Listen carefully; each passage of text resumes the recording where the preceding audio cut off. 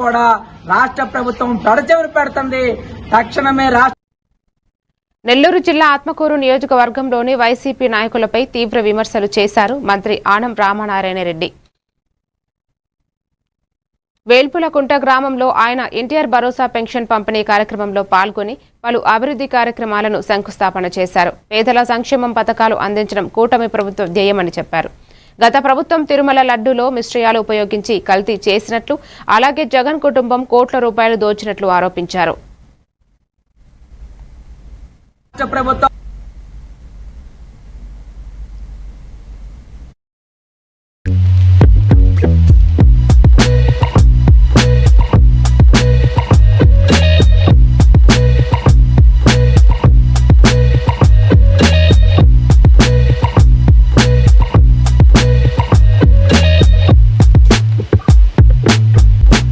కొంటే అంతా తీస్తే నీకు తోడు కొన్ని కెమికల్స్ ఇవన్నీ కలిపితే దాంట్లో నెయ్యిలాగానే కనబడద్ది చూడ్డానికి. ఆ నురుగు లేకుంటే ఆ వాసన అంతా తీస్తే మనం నెయ్యే ఉంటుంది అక్కడ.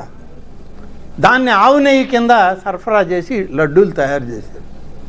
సుప్రీంకోర్టు జడ్జిలు ఎవరినైతే అధికారులను నియమించారో అధికారులు 14 మాసాలు తిరిగారు టీటీడీ చుట్టూరు. ఎక్కడెక్కడ తయారు చేసే కంపెనీలు 12 రాష్ట్రాలు ఇది తయారు చేసే దగ్గరికి వెళ్ళి వాళ్ళందరినీ చూస్తే ఎంత దుర్మార్గం అంటే ఈ కల్తీ అంతా జరిగింది ఒక దగ్గర.